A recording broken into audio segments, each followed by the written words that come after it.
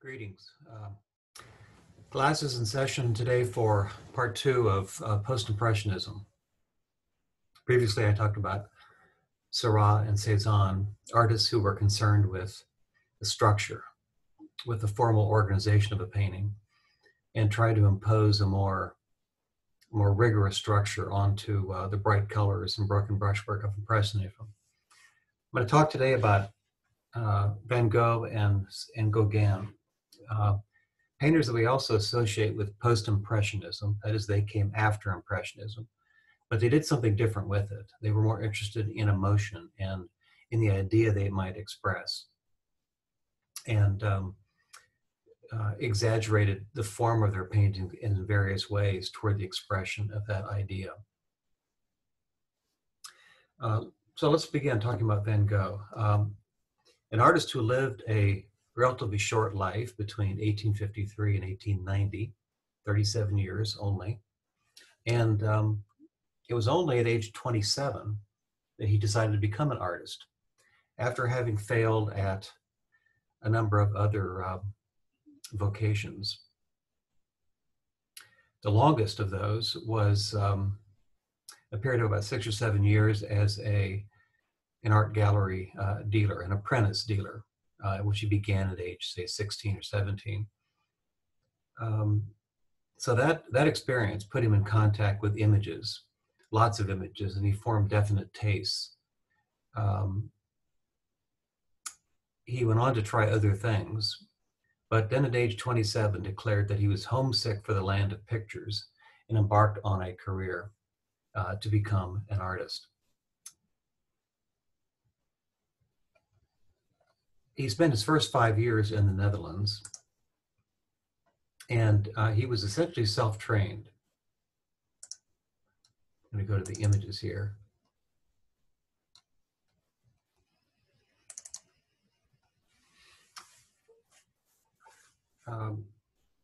He was supported during his entire life by his brother, who was an art gallery dealer located in Paris.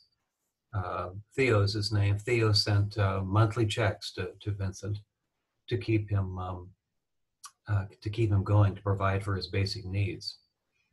And in the Netherlands, Vincent got a little bit of instruction from a relative, but primarily relied on books and prints and images where he could see them in order to develop his own skills. And so at the end of about 5 years of effort, this is a fairly large multi-figure painting. It's the culmination of many studies that Vincent did in order to create a large, ambitious work. It may surprise you by its darkness. This is so different from the Van Gogh that is widely known and much loved by art viewers today. It dates from 1885, The Potato Eaters. And what we see are 5 people gathered around a humble table, and they're beginning to eat their evening meal, which consists of only steaming potatoes, which are being speared with knives and forks on a tray over here, and cups of coffee.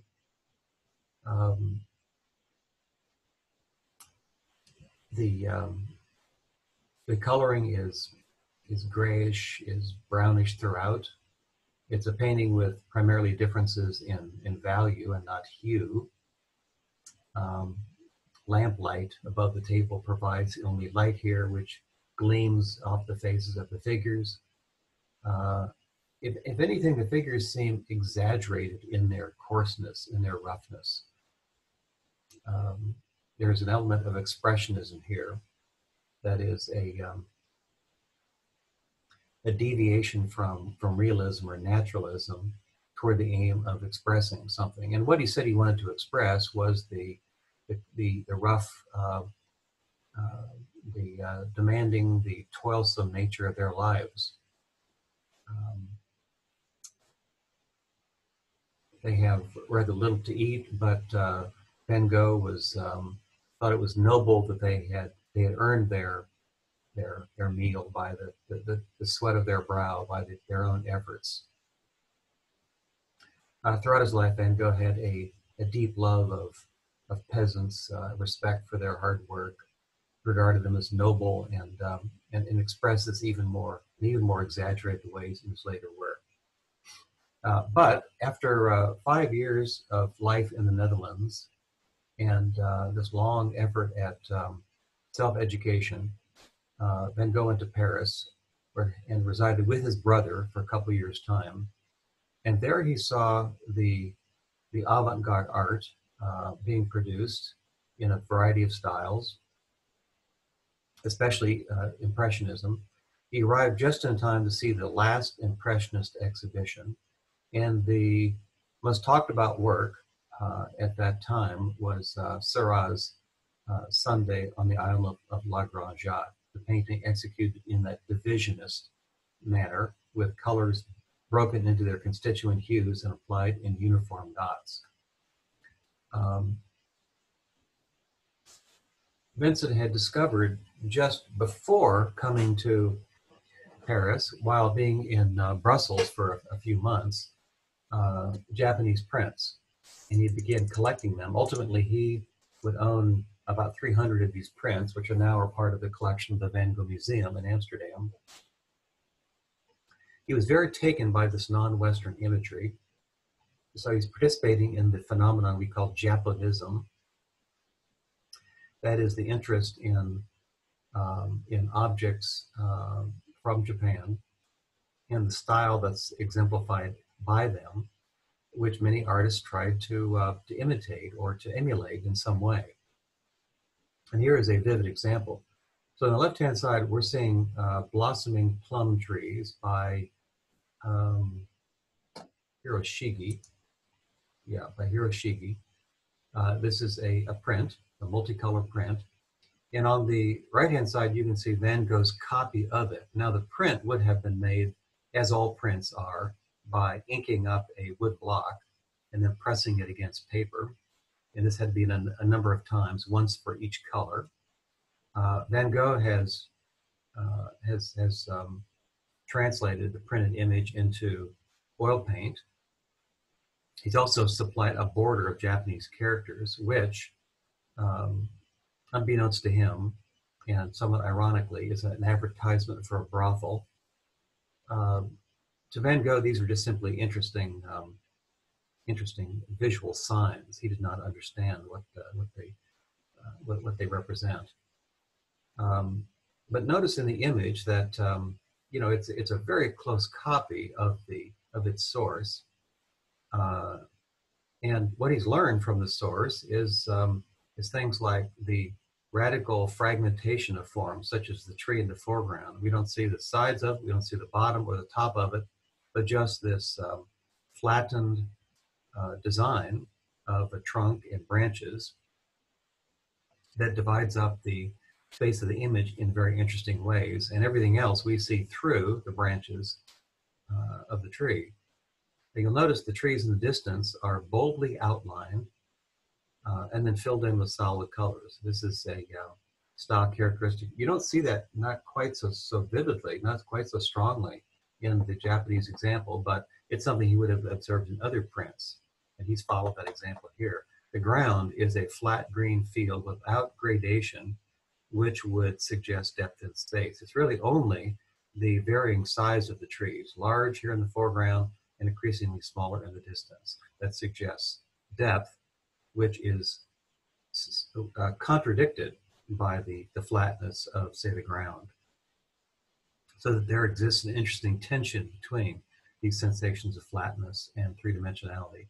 One other example, here is a woman in a kimono, and again, this is Van Gogh's copy of what he saw in a print in oil paint, and I'm sure that he is responsible for the juxtaposition of the kimono against a flat gold background with this border, which is a marsh scene, obviously very different in subject matter.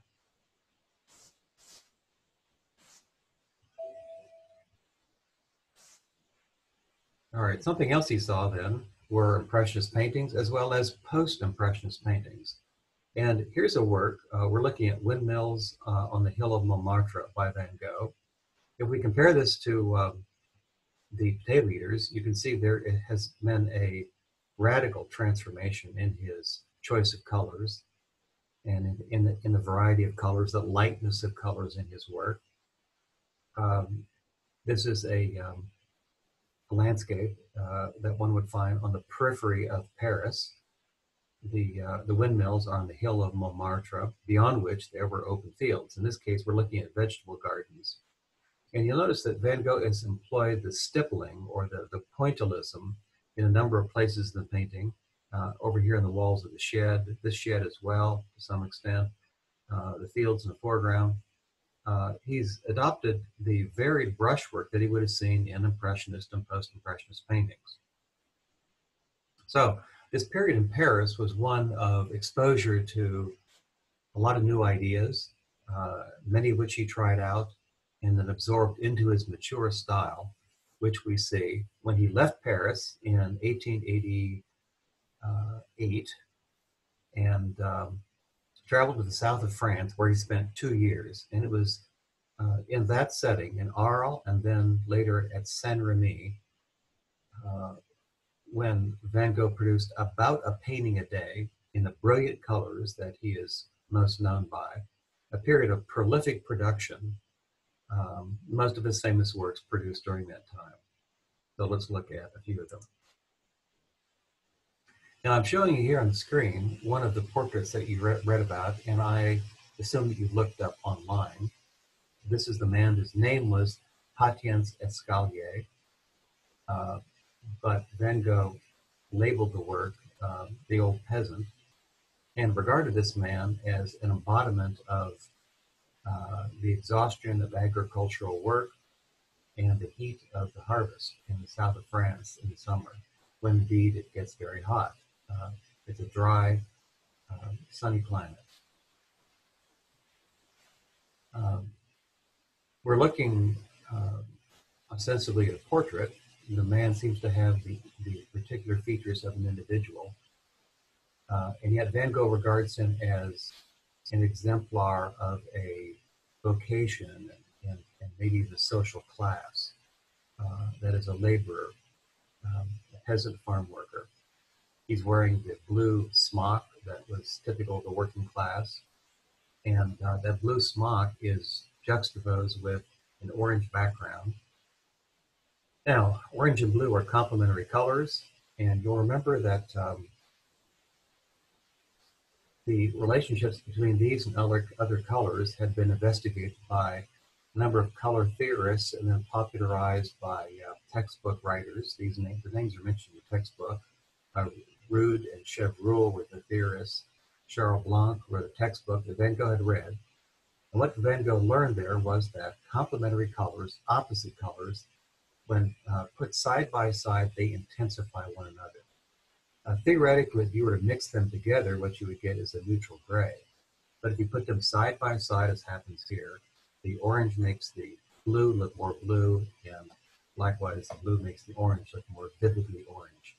So we see, in the upper part of the painting, a variety of gold, yellow, orange colors, which would suggest the heat of the sun and the color of the wheat of the harvest. You notice that the face is orangish in many places, and the man's beard and hair, eyebrows are silvery blue in color.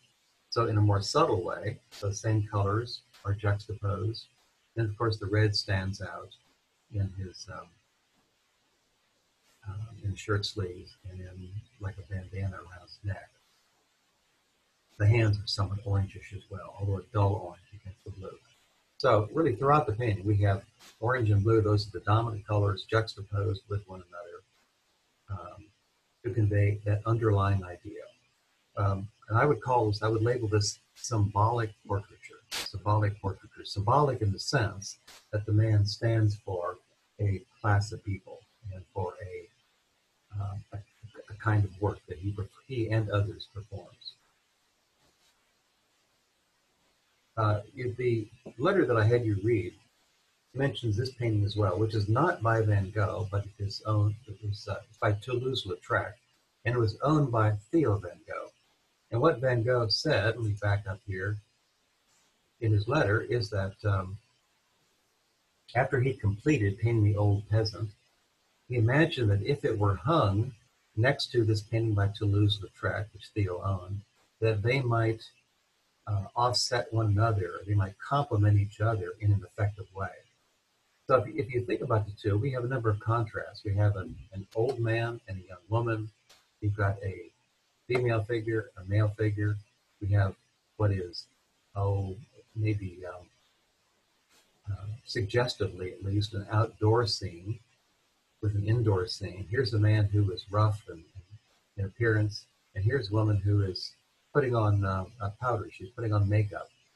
And so that suggests refinement and the attention to fashion of a kind that's absolutely missing. So not only does Van Gogh imagine complementary setting off one another in a painting, but in the display of paintings, that contrast would help one thing to stand out as opposite from something else. All right, you also read in the letter about this painting.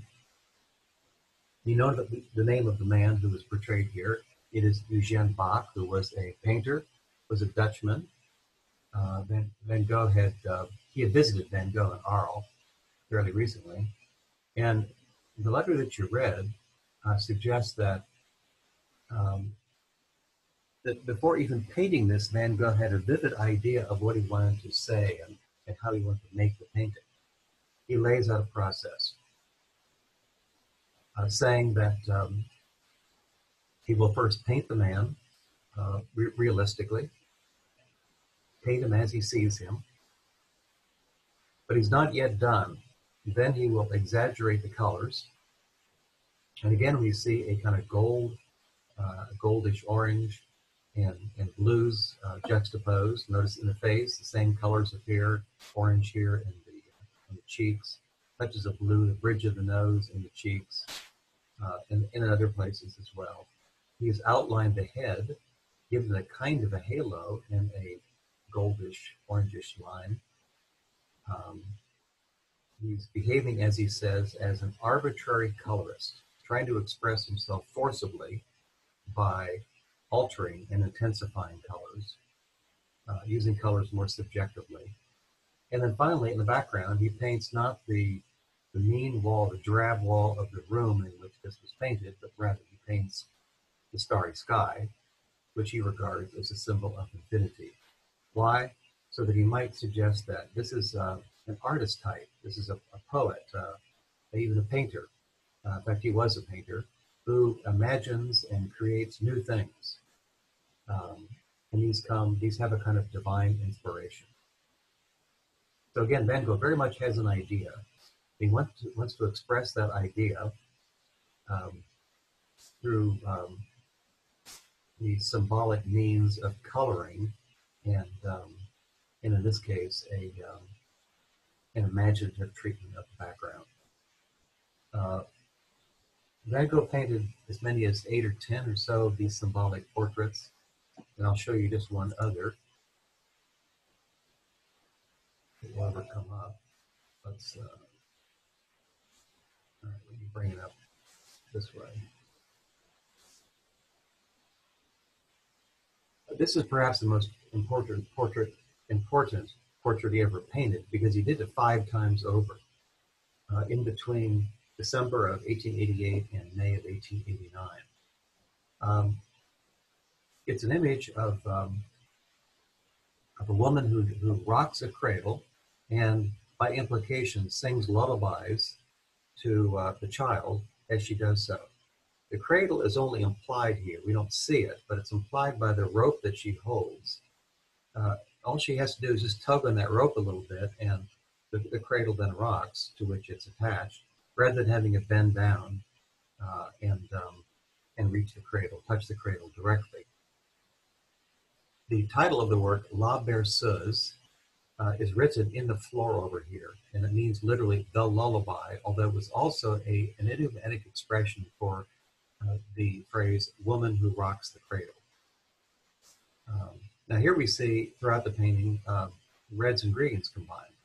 The red of the floor, a kind of brick red against the various greens of her garment, green top, a green skirt. The background is wallpaper with a repeated pattern, and you'll notice that it contains pinks, pink being a lightened version of red, and in the face we have red lips and reddish hair against the green that surrounds. Her eyes are green as well. So again, throughout, reds and greens juxtaposed.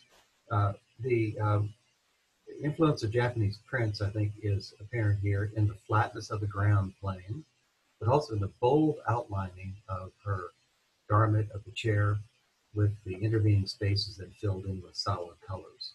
No gradation, very little detail. The only detail we see is in the brushwork. Lager says she symbolizes then mothers. She's a maternal figure who takes care of children. He imagined that he hoped that viewers in seeing this would remember their own lullabies sung to them when they were small children, and it would be a comforting image. And at a time when Van Gogh had begun to have breakdowns, at the time of the first of these, he self-mutilated himself by cutting off a portion of his ear. This image then presumably provided for him comfort by painting it not once but 5 times.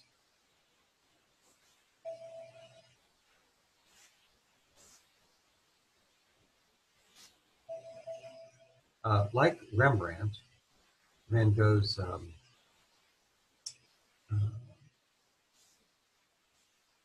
bring up.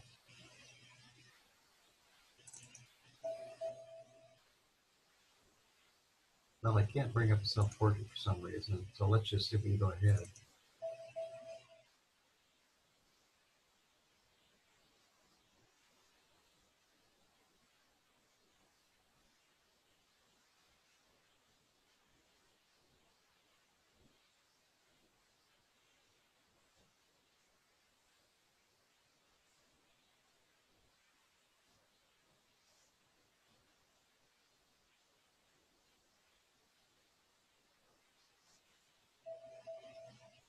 I've lost my images. All right, I'm going to stop this video, and I'm going to have to just start again. And I'm not going to go back to the beginning and start all fresh, but rather just simply number a second video. My apologies.